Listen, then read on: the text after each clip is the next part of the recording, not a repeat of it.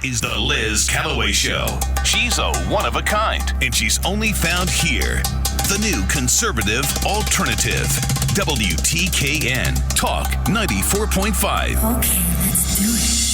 Our morning show knows exactly what it stands for. The Liz Callaway Show, the right local morning show. Right now. It is 7:06 on the Liz Callaway Show. Without Nick Summers, he'll be back tomorrow. Glenn Dye Radio is doing a fabulous job. Thanks, Glenn. Thanks, fabulous. Yeah. Yeah, I like the word fabulous. Yeah, and then what I say tomorrow is a different story. Oh, you mean when I'm not here? When you're not here. Yeah, right. exactly. That's joining us live and in person in the studio, it is Richard Florczak, the private chef to thestars.com. You can find him there, and you can even hire him to whip up a great meal for you. I feel like Robin Leach should be walking in at any time now. Well, you know who he's worked with, right? Yeah, Tom Cruise. Yeah, and Mel Gibson. And Mel Gibson. And who else? Wait, was that when Mel before his drunken spewing? Tirade? Yeah. Oh, wait. We need like, your microphone. That's the mic. Hold on. How about there that? we go. Before, during, and after. What was that like being in the house? Oh, you can't say. Nah. Certain things I can, some things I can't. Okay. It was. Was he as ugly and mean as they depicted him? No. Okay. If he was the way he was depicted in the press, I wouldn't have worked for him. Well, I'll tell you this. There are times when people really piss me off, and it is ugly. Right. But it's short-lived. Right. You know, and I'm not going to forgive you. I'm not going to forget it. You know, well, I might forgive you because of your own That's the shortcomings. way you should. You're a Christian. Yeah. But I'm not going to forget it, and I'm not going to deal with you. You know what I'm saying? Yeah. So sometimes we get angry. We course. get, it's ugly. It doesn't end well. No, You may never see that person again, I often say I don't believe I have a racist bone in my body until somebody cuts me off. and if you were sitting next to me, you would say, "Who are you?" Who are you? Right? But then, I'm telling you. I just let it go. Yeah, exactly. Well, I always say I'm not racist. I grew up with a black grandfather. My mother's father died, so my mother's mother, my grandmother, remarried and married a black man that lived in Washington, D.C., drove a cab, worked for the White House. Wow, that's such a cool story. That is a great story. That is a cool story, especially back in those times. It must have been very taboo. But it was illegal in South Carolina. But as a or may kid still growing be. up, I didn't see any. Wow. I did not see Didn't black cross your and mind. white. I saw Johnny. Johnny, what a great man he was. Yeah, Right. interesting. Yeah. So, Richard, you brought us some breakfast here. That I did. Glenn was quite thrilled to know that you were coming in today. Now, I might steal this recipe. Sure. This is going to be good on the Reckless Rooster menu. Yeah, it's pretty simple. What is this? It's a breakfast pasta. Oh, what? I never heard of Yeah. breakfast I used pasta. to, in L.A. Years ago, I used to hang out. I got booked to be pretty close friends with this soap opera star. Who? Did you watch, what was the name of that? General Hospital? Yes, of course. Amy Vining. She was the gossipy nurse. Yes. Yeah, Shel Kepler was her name. And we used to hang out at this French cafe in Toluca Lake. Toluca Lake was right near Warner Brothers Studios. And we would meet there for breakfast sometimes. And I discovered this breakfast pasta with scrambled eggs and Italian sausage. I just thought it was the most fantastic thing. Oh, yes. I totally remember her. Oh, my gosh. That's who I thought you were talking about. Yeah, she was such a Amy. kick. She died. Yeah. Now, Richard, didn't know should we she heat this died. up? Don't have to. I heated it before I came. Okay. I'm going to dig in. Why did she die? I don't know. She stopped breathing. Yeah, That's awful. we lost track of each other, and I heard that on the news one day. Very sad. Yeah. Okay. I didn't, she's a little older than me, so she's not that old. No. Wow. Okay.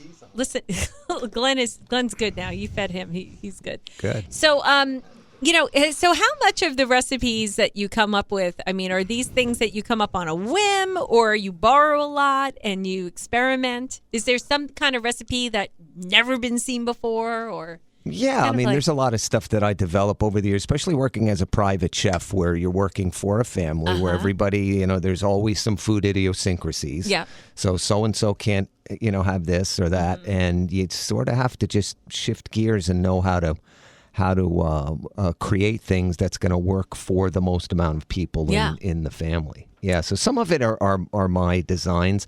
A lot of I can't express this enough. I was trained in classic French. I studied baking. I have a certificate from the California Sushi Academy. I studied in Hong Kong for a summer, and Thailand. There's some other things in there somewhere. Wow. But what was it like in Thailand? That was great. I mean, they use food that we don't even consider food. To tell you the truth, I stayed away from that kind of thing. Oh, okay. But, I mean, I would walk along the beach, and they would try to wave you into these little cooking stands, and you would just point at what you wanted. Fish, shrimp, clams. And they'd mix it up. And they would then stir fry. Yeah, they'd stir fry with their seasoning, their sauces, and it was just unbelievable. So I've been, I watched Eva Longoria, who I can't stand, but I like. I used to watch her in Desperate Housewives, that show. And then she's such a liberal, can't stand her. But anyway, she's doing the show now on CNN, and I know it's because of a reason. But I digress. It's some kind of show about Mexico. It's called Searching for Mexico, and she has Mexican heritage in her. And she's traveling through Mexico, which we're all told don't go. Okay. We're all told the most evil of all evil is coming out of Mexico, and you're going to get her kidnapped and tortured and put in a coffin, and, they're going to cut your heart out, and the cartel no. So she's in Mexico in these beautiful dresses, and she's not sweating, and she's in the southernmost part of Mexico. She's in the Yucatan Peninsula. She's all over the place, Mayan, and it looks like paradise. Right. Okay. And she's meeting with people that have these unbelievable restaurants, and it's all about the food. Right. And Javi and I can't stop watching it. Yeah. Like I was binge watching her eating, which she practically doesn't eat because she's like a stick. But anyway, so the way they cook, like under the ground, and this is all the ways that Javier told me that his grandmother would cook. She lived up in the mountains somewhere outside their town. And they would dig holes in the ground, put the food in the pots, and cover it with dirt and all this stuff, and cook like for 24 hours this food. Wow. It's just amazing. Yeah. But when you go into these areas and see how they really cook, America is like, I don't think we have any of that really. We don't have like that heritage like these other countries do. In Hawaii, we do. That's how they cook the pig for the luau. Oh, under the ground. Yeah. Well, Hawaii's not really. It's the United States. Yeah, I know, but they're their own people over there. Yeah, well, we do have some. I mean, there's certain areas of the country. It is a melting pot, which makes it cool. But so is Mexico in a food sense, that you go from region to region and things just change. Yeah, and Spanish and Dutch. I saw. I love that kind of thing. As a matter of fact, whenever we were on location filming, somewhere out of the country, or even inside the country, I would just hit the ground immediately and just head out to see what the locals ate. And it goes back to your original question about how I would come up with things, and to constantly keep trying to change up the menu, because people often ask me, they say, well, what's your specialty? How could you have a specialty if you're a private chef? I mean, imagine if my specialty was, I don't know, Japanese. After all, I love Japanese, right? Most people do. Yeah. After a while, that's going to get tired. So I had to, increase my repertoire. And what I learned was I took whatever nationality that I decided I wanted to learn, I would choose like 3 or 4 of their most popular dishes and really get to know those. But like I said, when we were traveling, I couldn't wait to see what the locals were doing. That was my favorite stuff. I just did for last Labor Day party at my house. I did a traditional Italian dish called porchetta, which is a whole, you have to debone the entire pig. Oh my God, that's a mess. Yeah, it's. Where'd you do that? In the kitchen. Oh.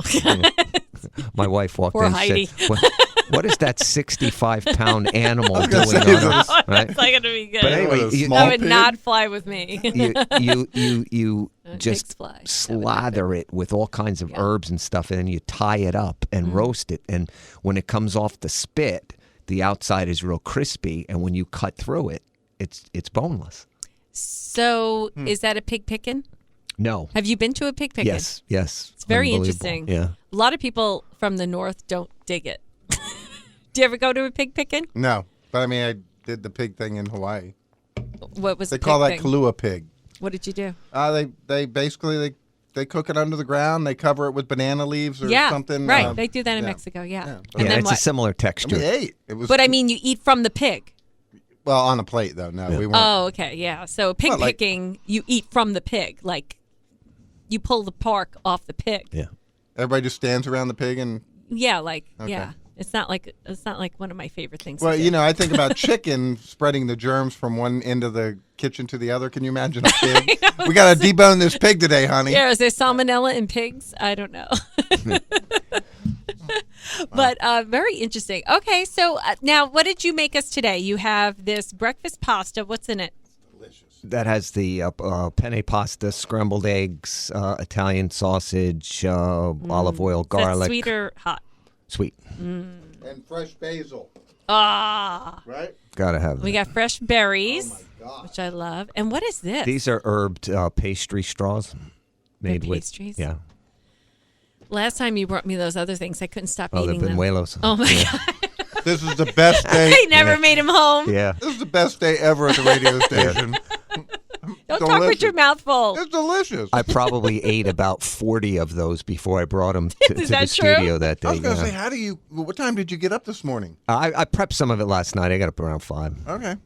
Not bad. Well, thank you so much. Yeah, no, you're welcome. So are you involved in the event coming up April 14th? Yes, I am. All right. So let's talk about that event. I mean, I'm going to have Peggy in sometime this week talking about a fundraising event.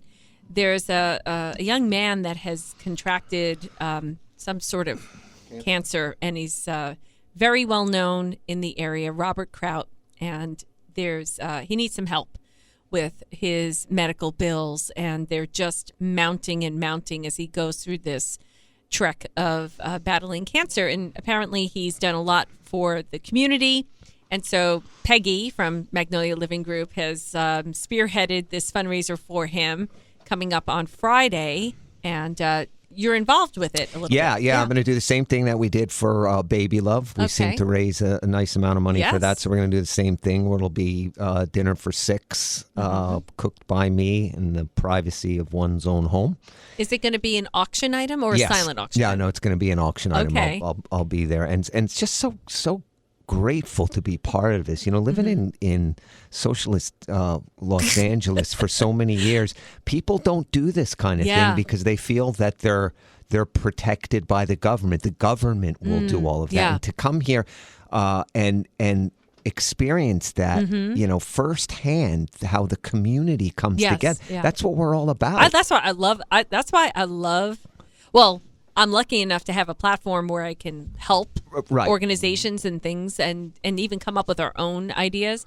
But I mean, it's so great to live here and be part of such a generous community that understands that everybody has a responsibility, that we should all help each other. Right. So if someone says, "Hey, I need help," or somebody says, "Hey, this person needs help," everybody rallies around them. Yeah. And it's, it's like the old adage that more hands make less work. Right. And it's really true. I mean, if everyone pitches in just a little bit, look at how we did this tiny home project thing. That's wonderful. Things like that. It's just like all these people just pitching in, and it's coming together. Yeah. So this event is going to be happening this Friday? Yes. Yeah. And where is it being held? 3001, I think it's called. Oh, right. 3001 nightclub. And what time does it start? I think it's at 6. It is 6 to 9. All right. And what's it called? It's called Drop the Mic. Drop the mic. On cancer. On cancer. Yeah. So I'm hoping to get there. I'm going to try and be Well, there. I'm definitely going to be there, and I'm trying to get a lot of people to go. Is there an entrance fee? I don't believe so. It's a great event. There is, a silent auction. And I think Chocolate Chip and Company Band is going to be there performing, which is an awesome band. Yep. And so, and And Peggy's involved. So if Peggy Davis is involved, it's going to be a really good event. Yeah. Oh, yeah. She's a great party planner. She's a super person. You know what happened with her? She's such a sweet lady. She called me. She first messaged me on Facebook, and as soon as I saw it, I said, yeah, I want to do this. Yeah. Right? So I sent her my phone number. I said, just call me anytime. So she calls me, and she goes into this 10-minute pitch. Right, and I already said yes. I'm trying to interrupt her and say, I want to do it, but she's so sweet. You can't interrupt Peggy. She's she's very sweet, but boy, does she get the job done. Yeah. Don't underestimate her kindness for just an amazing ability to get something done.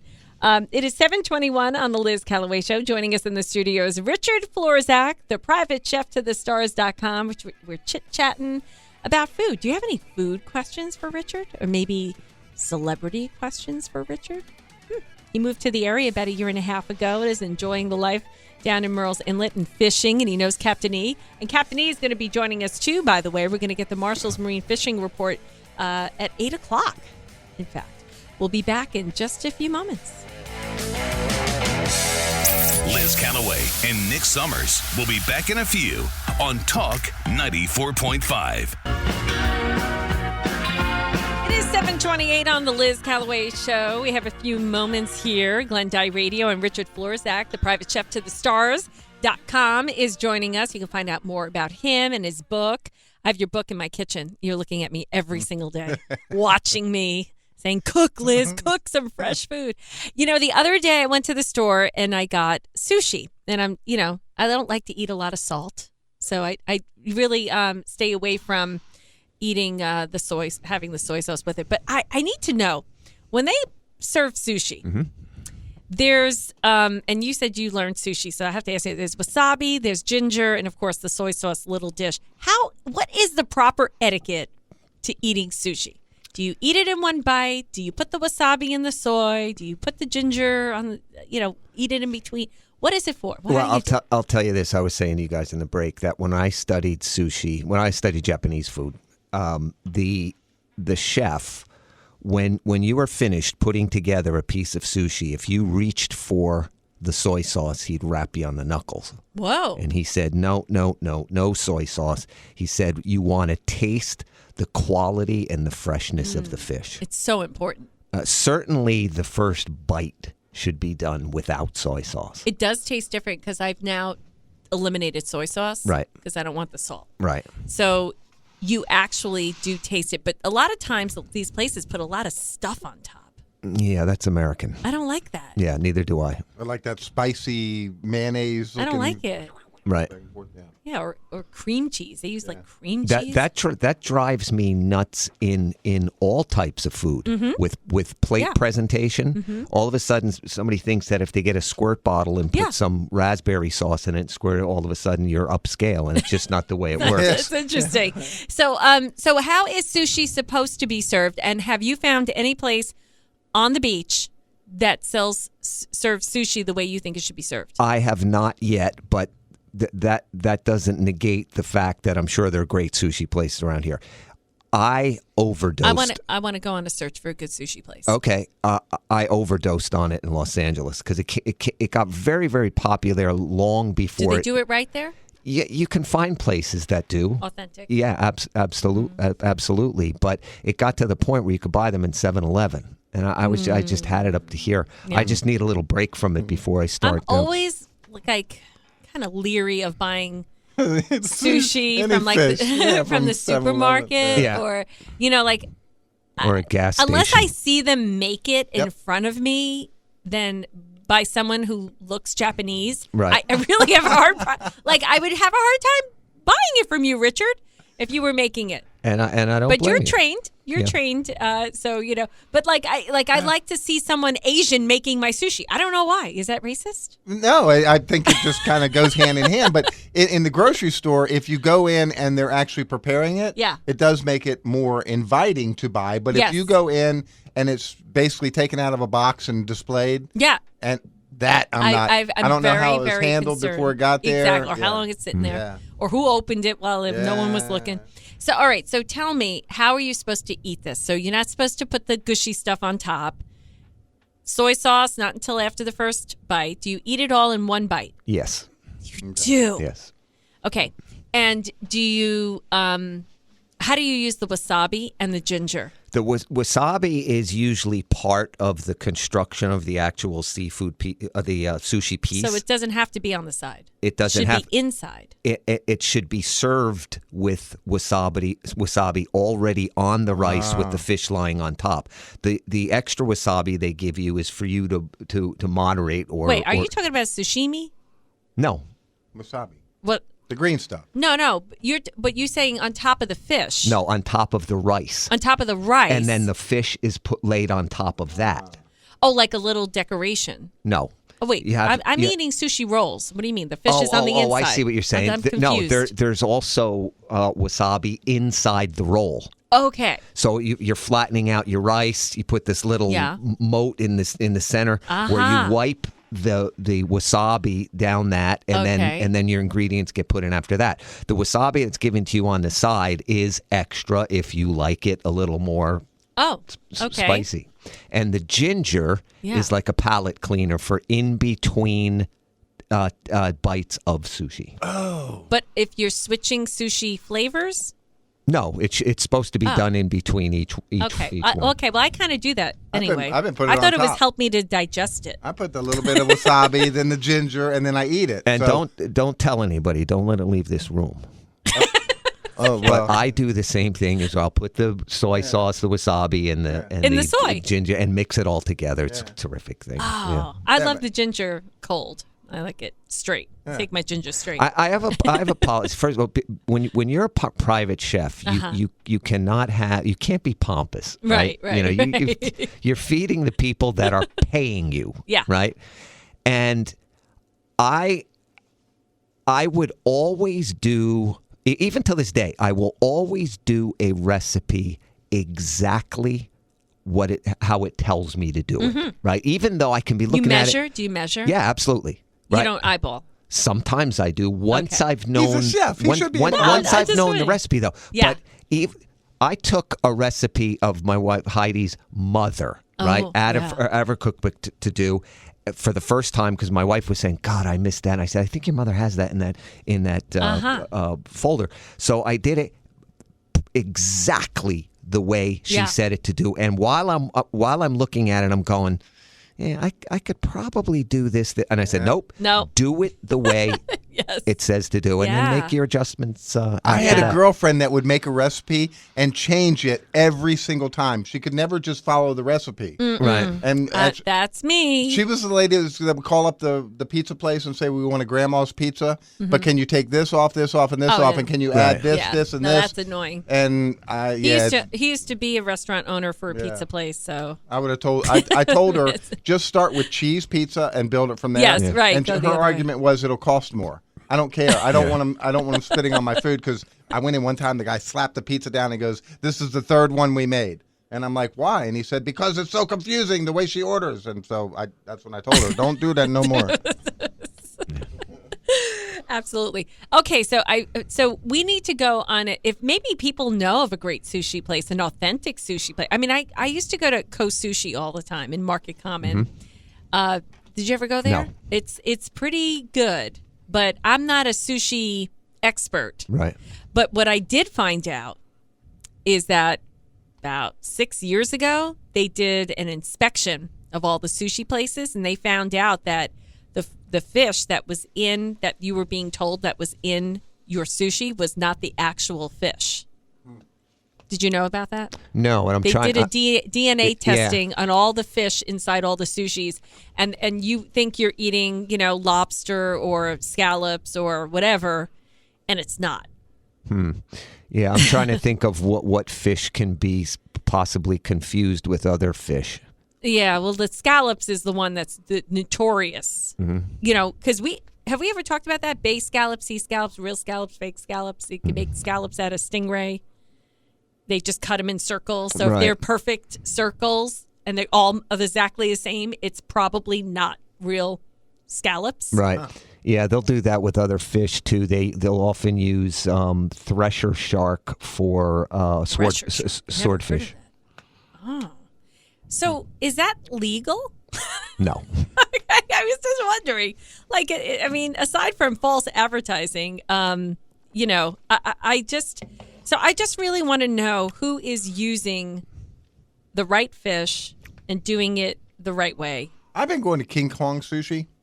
That's kind of like a chain. It is, but I also I'll give you a little hint. You know, Bullino's up in Cherry Grove. Mm-hmm. They actually have a sushi chef there, and they make sushi, and it's very reasonably priced. And I was actually quite surprised at how delicious it was. They have a sushi chef, huh? Mm-hmm. So. Now, here it is. Sushi has gone from fad to mainstream. This article is from 2016. I was almost close on my thing. Let's see here. They did DNA testing of seafood samples for distributors and retailers, and they said that they found 30,000 different species of fish. Lovely. In just the Grand Strand. One of the most commonly mislabeled fish on sushi menus is escolar. It's often called white tuna instead of escolar, but the FDA's seafood database confirms white tuna does not exist as a species. We have tested a lot of sushi, white tuna samples, and 98% to be escolar. I don't know what escolar is. I don't know. The main concern about the mislabeling of escolar is the potential health risks associated with consuming fish with high oil content, gastrointestinal discomfort. Interesting. So, you can get white tuna or albacore tuna sashimi from 6 different restaurants around the Grand Strand, and it's not actually white tuna, or albacore tuna. So you think you're eating something healthy and you're not. Right. So whose fault is it? Is that the restaurant, or is that the person selling? I mean, when you buy fish, don't you know what you're buying? If it's a good sushi place, they should have an expert handling the purchasing. Because it has to be the highest quality. Yeah. Is it all raw? Is it smoked? Is it? Yeah, it depends on what sushi they're going to be preparing. Most of it is going to be raw. And that's could be very dangerous. Could be. Got a lot of rules. Yeah, the eel is usually cooked though, I think. Yeah. Yeah, the eel. Is the eel actually eel though? It looked like eel to me. How do you know an eel? You know how he died? He got ill. So very interesting stuff. But I just got a text from Captain E says we're making him hungry. And you know Captain E. He's a great guy. Yeah, you've Love gone him. fishing with him? Not yet. Not yet. Do we have any good sushi recommendations? Art Sushi Burger Bar is pretty good. Art Sushi Burger Bar. I don't think that's around anymore. They use cod cheeks for scallops also. Sushi. Oh, that's right. That's yes. right, Yeah. Paul says Sushi King is a great place. Sushi King. Yeah. Yeah, but do you know it to be great, or you just like the taste of it? I mean, there's a difference. Here you go. I work at Publix at Carolina Forest. Our sushi department is privately owned by a sushi expert. Nice. And he makes really good sushi. And every Wednesday he has specials that's $5 off. Now, well, that scares me. I never want half price sushi. No, you want discount sushi. No. But when I went through Publix when it first opened, because I'm a grocery guy, I had to go in. I had to check it out. I actually saw them making the sushi, and the boss was back there, and I said, "What day are they off?" And he said, "Every day." So they're making fresh sushi every day in Publix. Yes, in Carolina Forest here. We got to go try it, Richard. Shall do. You don't want to do sushi? Not really. I want to. He got into it. He wants to do pizza. I was just going to say I want to get on your. We got to do pizza. I want to do crab cakes, chicken wings, sushi. Yeah. Those are my 4 things. Okay. That I'm always on the hunt for something good. Yeah. Another thing that I also look for, French fries. Me too. It makes all the difference in the world to me. Wow. Yep. Yeah. Is that true? Yeah, absolutely. So we can go on the hunt. Those are the 5 things. We should pick a different thing each month. Okay. And go find the restaurant that has the best. And I mean best as in actual best. Right. Not like, there could be best tasting like the people's favorite. And then there could be actual high quality. Right. So it could be a thing, Richard. I'm never going to. I'd like to go on that adventure. It sounds fun. And delicious. She's like, how about me? How about me? Yeah, we need to do that. Yeah. All right, let's take a break. It's 7:41. We're over to the ground. The Liz Callaway Show with Nick Summers. Back in a bit on Talk 94.5.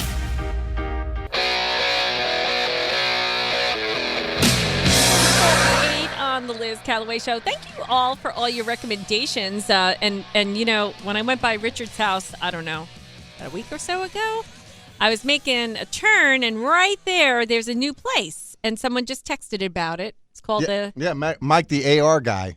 Hippie Hen. What's it called? I'm sorry, that wasn't Mike the AR guy. It's somebody I don't know who they are. They're from Virginia, though, 703. New place called the Hippie Hen House. Great crab cake made with real jumbo lump crab meat. I was wondering what the Hippie Hen House was. I didn't know it was a restaurant. I thought it was a smoke shop. I didn't know what it was. So I know exactly. So, Richard, we were talking about all these different ways that you cook and how delicious everything is. Where you were saying that you were starting some cooking classes. Yeah, they're starting next Thursday, the 20th, at the Myrtle Beach Christian Church. Nice. It's open to the public. There's 8 spaces. That's it? Yeah, I try to keep it, real. So it's real personal. Yeah, real intimate. What are you going to teach? Don't know yet. Okay. Maybe I'll think about it. What do people have to do to sign up, prepare, learn more about it? Just go to my website, theprivatecheftothestars.com, sign up, and that's it. Show up 6 o'clock on the 20th, I believe it is, next Thursday. All right. And how much is it to take the class? It's $99, and I supply all the food. I bring an assistant with me that, helps out with all the cleanup and everything, and everybody gets a personally signed cookbook. So it comes with the book? Yes. And this is going to be at the Myrtle Beach Christian Church? Yes. Which is Nick's church. Correct. Right on Burkell Road. Yep. And it has a big kitchen? Yeah, it's great. Yeah. Oh, my and it's got big tables. We can all sit down afterwards and eat what we prepared and talk. That's and awesome. I talk about working for the celebrities and what it's like inside their homes and that kind of thing. Very cool. How fun is that? Yeah. So, all right. So you go to theprivatecheftothestars.com and you sign up right there? Yep. All right. And then you just show up. Yeah. You have to wear anything special? Bring an apron? Are you cooking? Are you actually cooking? Yeah. We'll all be kind of cooking. Okay. We're all going to get our hands a little dirty, but now I've got aprons and knives and you got all that? Everything. They just show up. That's it. Sounds like fun. And a special thanks to Pastor Banks, who I met. Pastor Danny, we know him as. The guy is. He's very dynamic. Yeah, and he's big. He's bigger than life, physically right. and in his faith. It's hard for me to call him Danny. And I just have so much respect for the guy, and he's just been so generous at opening up the kitchen. So cool. I give back to the Did community. Nick put in a good word for you? Yes, he did. See that? And they have a really nice sound room, I guess. Pastor Danny was telling us about. They send us their Myrtle Beach Christian Church. Yeah, they play it on Sundays. Yeah, the sermons. Yeah. We get it at for 7 o'clock and 10 o'clock on Sundays, and they're very well produced. They do a really good job. Great. So I listen to them on the way going into work at the restaurant. That's my church. Oh, I yeah. listen to Pastor Danny from the week before on Sundays. Yeah, for sure. So, Richard, anything else you want to share or add or anything? People can meet you this Friday. Yeah, this Friday at 3001 at the fundraising event.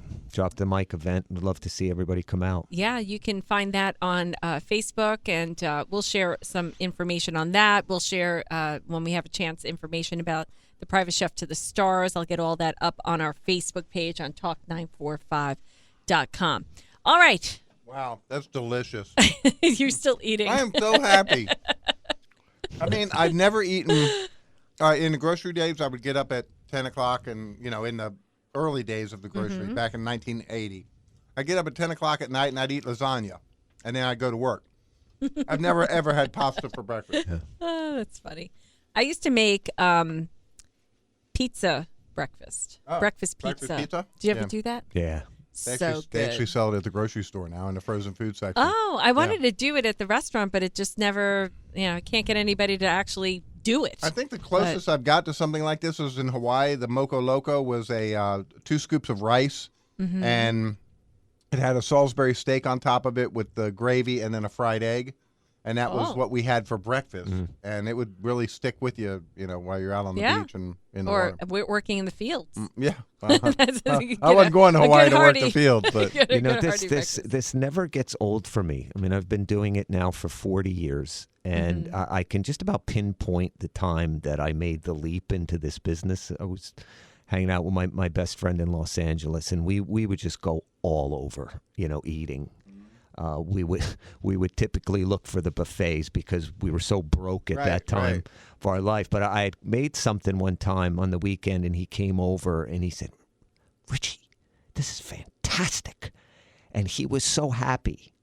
And I had been moving in that direction anyway into the food business, but that was like what put me over. I just love making people happy through food. I know it sounds like cliche, but it's the truth. That was my favorite part about Easter, was that I used to cook the Easter dinner. Right. And that was like my favorite. I used to cook Father's Day dinners, and I just love cooking for massive amounts of. Thanksgiving was my favorite thing to cook.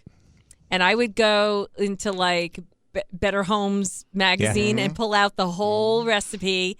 And I would make everything from scratch, like the lentil soup or whatever it was. So wedding soup. When people would come over, it would be like something different, a little twist on the sweet potato. And I don't make it like the traditional way. A lot of people like to make like the canned string beans with the onion straw. I'm like, I'm not doing that. Make it the authentic, something different, something. But what my favorite thing to eat is broccoli rabe. Can you make that good? You got to like it in order to make it good. You don't like it? No, I'm not crazy about it. Oh, my gosh. I can eat that all day. That is like my favorite thing. If we have time, you want to hear an interesting story? What's that? I've done cooking demonstrations all across the country, right? Hundreds of them. And I don't know how it came about, but I started playing this little game before I would start the demonstration. I would ask each person, each student in the class, and I would say, listen, God forbid you're going to have your last meal. Oh, gosh. What would it be? And I would say to them, listen, you can snap your fingers and have anything that you've ever eaten from when you were growing up to high-end restaurants or whatever, and you can tell me at the end. I was just kind of like doing a survey for my own peace of mind. Just thinking about that, yeah. Get this, 9 times out of 10, it was something they had at home. Wow. It was either something their mother used to make, their grandmother used to make. I mean, we live in a culinary universe here in the United States.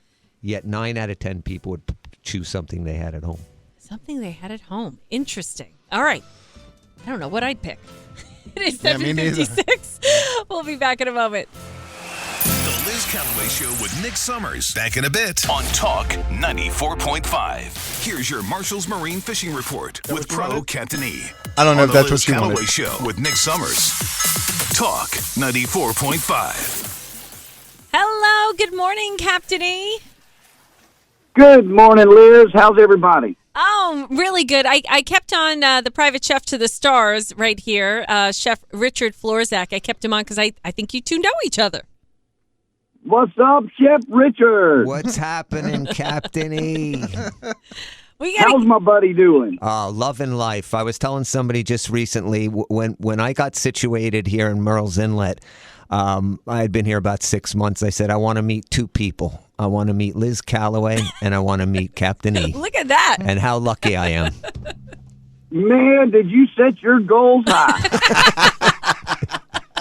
Hey, they never said dream small, right? Well, that's right. Well, I'll tell you, he is an unbelievable person, and y'all have killed me this morning. I'm trying to find somewhere that I can get sushi for breakfast.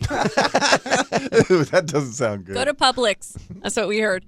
So, Captain E, you sent me a picture of a whole bunch of fish. What is that? What's going on?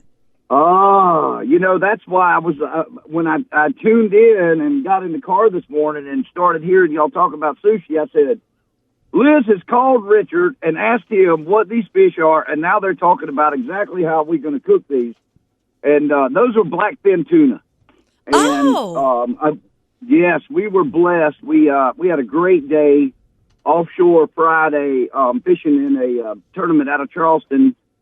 and we actually we were fishing for wahoo, and you can see one wahoo in the picture there. He was about 35 pounds. But those tuna are all right around 20 pounds, and they are, I mean, for us here in South Carolina, that's a real good size blackfin tuna to get that many consistent fish in that size range. And we actually left them biting because we were in the wahoo tournament, and we couldn't get a bait in the water without a tuna hitting it. So we ended up having some incredible fish to eat, and I've got them prepared perfectly for. I love to do the seared stuff with them. Mm-hmm. The kids don't like them. The kids don't like them raw, but I just put a video up of how to clean a blackfin tuna on YouTube on our channel, and actually Jay Bache, who helped do the video, he's sitting there eating the tuna as he's cleaning. Wow! So it's that like high of quality that you feel. It is. Wow. It really is. It is very. As long as you get in and get the bloodline out, and that is the purpose of our video was really. I've had so many people tell me that, man, I cleaned the tuna and I cooked it and just had a terrible fishy taste. I'm like, all you have to do is get the bloodline out, and a lot of people are like, well, I don't want to sacrifice that much of the fish, but you really don't. If you clean it the way that Jay Bache teaches you in my video, you will not waste any part of that fish that you don't want to touch anyway. But it's incredible, and I'm listening to him talking about sushi and listening to y'all and everything else, and I have had sushi probably at 5 or 6 restaurants here, and what's your favorite place? It's hard. Are you allowed to say? I am definitely allowed to say. I will say this much, and that I have had incredible sushi experiences in really 3 places. I've had some really good sushi at Wahoo's years ago. Yes. Okay, I'm going back years. Yeah.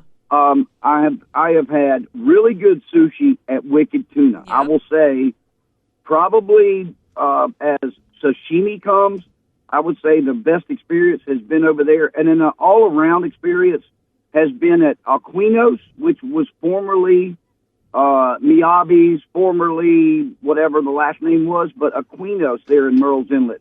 Okay. And again, I heard Liz, I think, qualifying the fact that my chef, I want to make sure I have an Asian chef preparing my sushi. That definitely falls under that qualification, but it was neat listening to Chef Richard because I was always under the understanding that ginger was to cleanse between pieces. Yeah. In other words, eat your piece of white fish or red snapper, and then move into your octopus or whatever. Cleanse it and then go into it. But it was neat to hear that, and I'll tell you that probably my favorite, and it's really not sushi, but my favorite is the spider roll with the crab, soft shell crab. My God. God. That's phenomenal. Oh boy, it is great, but it is it's wonderful to hear your voice this morning, Richard. Same here. On there with Liz. Richard and I get to entertain a couple groups, and I am the official bartender. I get an easy job. Did you guys do that event yet? No, we didn't. I actually spoke with one of the groups that's going to be doing it, and they are shooting for May, Richard. I think you may have been in contact with them as well. They're shooting for sometime in May when they can get the entire family down here. So, you just let me know the date, and I'll be there. We're going to have a blast. We are. Awesome. We are going to have a blast. And speaking of blast, I'll tell you, if you follow anybody that fishes on Facebook or social media, you have seen a lot of fish being caught in the last week. We talked about that cold front that came through. I mean, here we are. I'm freezing this morning, but we talked about that cold front 2 weeks ago and what it was going to do to fishing. It really has done nothing. If anything, it may have accelerated it. I don't know. We just seem to be ahead of schedule right now. The things that are going on, obviously, we're still the flounder bite is just getting better every day. We're looking forward to that tournament, the April 28th and 29th here in Myrtle's Inlet. the Grand Strand Saltwater Anglers Flounder Tournament. But the Spanish mackerel bite just continues to be incredible. Right off the beach, you can catch them at the jetties on the falling tide or head out to any of the nearshore reefs and just troll right around the structure on the reef, and you're going to get a lot of fish. But also, let's talk about a fish that's mixed in with those Spanish mackerel, and that is a bonito, not a bonita. A lot of people get them confused. A bonita is really a fishy tasting. It's in the tuna family. Yeah, they're horrible. They're horrible. Thank you. Yeah. How do you tell the difference? Okay, so a bonito is going to have it's got line patterns down the top of its back. It's just straight, long lines that go down the back. A bonita has a checkered pattern that goes down. The other thing is the teeth. The bonito, which we're catching near shore right now, have a lot of teeth, and they are really closely related to the mackerel family. They have a lot of teeth, and a lot of people would look at them, throw them right back in the water. You are making a huge mistake. If there is a fish that comes by our coastline that tastes as close to a yellowfin tuna as you can get and catch it within 3 miles of the beach, it is a bonito. And I promise you, you can sit and clean it at it. Very rarely will one make it completely to the icebox without having some large chunks eaten at the cleaning table. Wow. It is just that good. And if I can get my hands on some, Chef, I want to get you some if you've never tried it, because I want you to try it. Oh, I'd love that. What do you use for bait for those? Okay, so what we're doing is two different things. You know, trolling for them with a planer and what we call a Christmas tree rig or a mackerel tree rig, right, is really idiot-proof. It works. It's really, honestly, probably the most productive way to do it. But if you're a purist at heart, like myself, and you want to have an involvement in the every part of the catch, take a 1, 2, or 3 ounce jig. Anything. I'm trying to think of a couple companies that make them. Big Nick makes a great Spanish jig. And if you find these fish, you're going to find them busting on top of the water. Get around them. Get on the outside of them. Don't drive right into the middle of them. Stay on the outside of them and start casting that jig into them. And what you want to do is throw it in, give it 2 seconds. Just let it land, flip your bell closed, and start reeling quick and give it a jerking method. Jerk it and let it sink. Just keep reeling the whole time. And it's going to look like a bait fish that's been knocked out of the school. Right. And they will hit it, and it is a lot more fun, especially on light tackle. It's a lot more fun. And again, for the purists that want to be involved in all the catching and the whole part of the experience, that is a great way to do it. And you can see these fish. They're really active earlier in the mornings, up until about 9:30 or 10, and when that sun gets really high, they'll really get active on top of the water. And you just kind of find those schools, run to them, cast, pull a couple out of it, and then they're going to go down. Then just keep watching, watch for that white water, head to them, and do the same thing. And it is a blast. And this is probably, I would say, this is going to carry on at least into late April or early May. And maybe even further, but it's a great time to get out and do it. And if you're fortunate to get offshore right now, I'm just going to, my report from Friday, and I'm heading back Thursday for my final day in the tournament. But offshore right now, things are way ahead of schedule. We were fishing in 77-degree water out there, which, we're in the Gulf Stream. We're in 77-degree water, and where we found the tuna, there was some flying fish, which are the key to everything we find out there in the Gulf Stream. If you can find the flying fish, you're going to find the tuna, the dolphin, and the wahoo. But we found those. We also found some big mats of sargassum weed, which is something that we enjoy this time of the year. When those float through, what you've had is basically a rip or a current has pushed all that grass together and created these mats. And some of them can run miles. And those dolphins absolutely love it. They love the fact that all the bait fish go up under it, they hide. So what does a dolphin do? It's like a floating buffet for him. Yeah. All he's going to do is he's going to grab 150 of his buddies, and they're going to float with that sargassum weed. And when you get out there and find those, I mean, it literally can just be an insane business for hours upon hours of just, bailing fish in the boat, one after the other. And I have a little trick that I do, and I'll share it. If you find a mat of weed and you've got some leery fish, you can see the fish. Most of the time you can see 80 foot down in that water. I mean, it's crystal clear. Right. And you've got some fish that you catch one and then they're gone. If you'll catch one, leave him in the water. Leave him in the water. Let him swim around the side of the boat. These other fish are coming to him. And then use him as a decoy and just start snatching them off of it. Oh, wow. It's crazy. It's incredible. I mean, again, I wish every single fisherman out there could get the experience of going offshore to see what it's like out there, to see the difference and to experience all the craziness out there from, I mean, we saw a manta ray the other day that I would guesstimate it was somewhere in the 8 to 12 foot wide. What? We saw, yes. we saw him come out of the water completely. We also saw a blue marlin that was, I would say 200 pounder, nothing major, but we saw him greyhounding, which is when they'll start. I mean, you'll watch them for 500 yards just nonstop jumping out the water. So it's just an experience like no other. And then we had 5 spotted dolphins that got up under the bow of the boat, and I've got video of it, but I could have reached over and touched them, and they just love riding under the bow of the boat as you go, and they just sit there perfectly.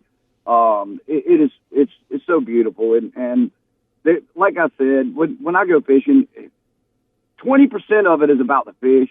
The other 80% is about the experience and everything that goes along with it, and being close to God and just taking in all that Mother Nature has given us. And I don't know, it's spring. I'm super pumped up about everything that's going to happen. I'm super pumped up. I've got 2 boat trips that I've got to go on, Liz, from the show. I've got two different new boat owners that I'm going to get to go with. One next week. And go out and spend a couple hours with them, teaching them their boat. So the promotion worked?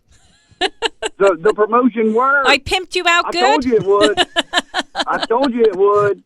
I made sure Stuart knew for you. Don't worry. I love it. Yeah, that's awesome. Yeah. So when you go out on the boat, what are you going to do with them? What are they asking for? Well, know what they want the safety lessons. They want to learn navigation. They want to, the backing down. The one lady that I spoke with, she wants to be the one to back the boat down. And so she said she heard us. She doesn't trust her husband. Talking about. I love it. No, she realizes that when the landings are busy, and you've got a one-man job that can, the only man that can back the truck down is also the only one that can back the boat off the trailer. And, it holds up the process. Mm-hmm. And if she's able to back the boat down, the trailer down, and let her husband drive the boat off, and she can go park the trailer, they're going to be a lot more efficient. And like I said, that experience of getting out and enjoying that new boat on the water can completely be ruined by a terrible experience at the landing before you even hit the water. So we're going to work on that. We're going to work on that. We're going to make What kind of boats did they buy? One got a center console Key West. I think it's a 230, just like mine. The Bay Reef, and I'm not sure on the other one. They've not contacted me yet, but I think I don't want to say her name. But I think that her boat is a 230 Bay Reef or it's a 239. It's one of the Key West. Mm-hmm. But we're going to get her out there and we'll go over navigation and everything. And they are transplants from the north that have moved down here and are new boaters. Finally, so we're going to have a great time, and I'm going to help them a little bit with some fishing stuff. That was the one thing they did ask, if I would help them a little bit with what they need for targeting species that they can target this spring, and we're going to talk about flounder, redfish, and the Spanish mackerel thing, which, again, is really an idiot-proof way to go fishing and go out. And, I mean, honestly, anybody can get out there right now and catch fish. You got the boat to do it. There's no excuse not to catch Spanish mackerel. So I'm looking forward to that. But in the meantime, I am going to head offshore Thursday. We got this crazy wind today and yesterday. It'll start settling tomorrow, and Thursday is supposed to be absolutely beautiful out there with like 5% chance of rain, which is crazy. A lot of times I'll go offshore and I'll be in rain, thunderstorms all day long, and I'll get home, and about 12 miles from the shore, from the beach, it just clears up. And we get in, and we're soaking wet, and everything's soaking wet, and I'm talking to the wife about how nasty it was all day, and they're like, it was sunny here all day. That's crazy. It's crazy when you're going 70 miles, as a crow flies.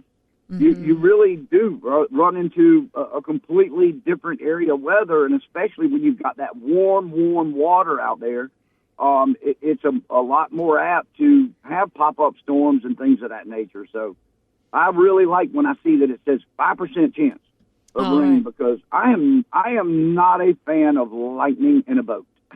No. I'm afraid of waves. Forget the lightning. Lightning and waves, that's like my nightmare, like absolute nightmare. I watched that movie, Perfect Storm. I'm telling you, it's scary. You don't want to be caught in that. That's why you got to be, you got to be prepared, and you got to know how to know when to go and when not to go. That's right. And I do, next week or in 2 weeks, because it'll take a while. In 2 weeks, I do want to talk about how to make sure you plan appropriately for a great day on the water. Yeah. And first and foremost is looking at forecasts. And I'm not talking Jim Arnold or Ed Piotrowski. Right. I'm talking a little more in depth, because even those two will tell you that NOAA and its forecasting ability is very much handcuffed, because you're up against Mother Nature. You're up against the ocean, and when their forecast errors can absolutely put you in harm's way if you don't pay attention to what things that are going on. And if you, we'll talk about reading fronts that are coming through and changes. One time, in Captain E, I want to talk to you one time, a topic in the future about bringing your G3 boat powered by Yamaha, or your Skeeter boat down to like another area, like, if you want to go somewhere in Siesta Key, or you want to go, somewhere else, you know what I mean? Upstate, or go to a lake, or, like what to do. Like, how do you do that? How do you find out about that area and what you need to know? Preparation. Like, I think that would be kind of cool, because you don't only have to stay here. I mean, you can even take the waterway and go, sail on the waterway. Absolutely. My kids are on spring break, which, by the way, Orion, Georgetown, and County, can y'all please get together?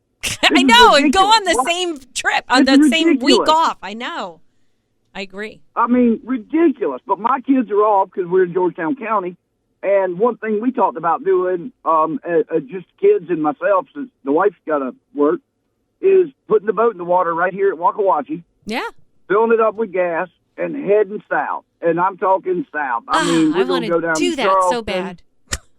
and going down there, and spending the night, and turning around and coming back. And we have so many things that we can do from here. We really, truly live in heaven on earth. And again, I feel for people that don't get out and enjoy the water here, because there is so much to do. And I got salt in my veins. I do. I would much rather be in the salt water, but fresh water here, and all the beauty and all the history. And I just filmed a TV show for Bally's TV out of Georgetown. And I found myself at the beginning of the intro, all I could talk about was the history of Georgetown. And I'm like, I got to go fishing. I got to stop. These people want to see me catching fish, but all I wanted to talk about was the Hopcall Barony and all that. So, but no, we can definitely set people up with how, if they want to go. I'll tell you, Lake Jocassee in the upstate is the prettiest lake in the southeast. Wow. I will put it against any you can. I got a lot of haters. I don't care. But you can hate me all you want. There's Join not the another club. there is not another lake in the Southeast as pretty as Joe Cassie, and it is accessible to anyone. And they have the most beautiful waterfalls on that lake that you can get to, and you can have a 14-foot G3, a 28-foot Key West. It doesn't matter. You can get on that lake and go enjoy it. There's some great fishing, but more importantly, up there is just the beauty that's up there. But we can talk about things where you want to go to find more information. Absolutely. How to plan it. We'll cover that as well. All right. Well, Captain E, you can definitely get more information about him by going to Trilogy Outdoors. And I did share the link to that YouTube video about cleaning the blackfin tuna on our Talk 94.5 page. Absolutely. So thank you so much, Captain E. Marshallsmarine.com is where you can get all the information. Of course, he's a pro team captain there. There's tournaments coming up. There's all sorts of information about boats, and there are 2 locations, 9 indoor showrooms between the Georgetown and Lake City locations. It's always a boat show at Marshall's Marine. Captain E, thank you so much, and we appreciate you. Thank you guys very much, too. Richard, take care, brother. You too, my dear friend. We'll be back in a moment.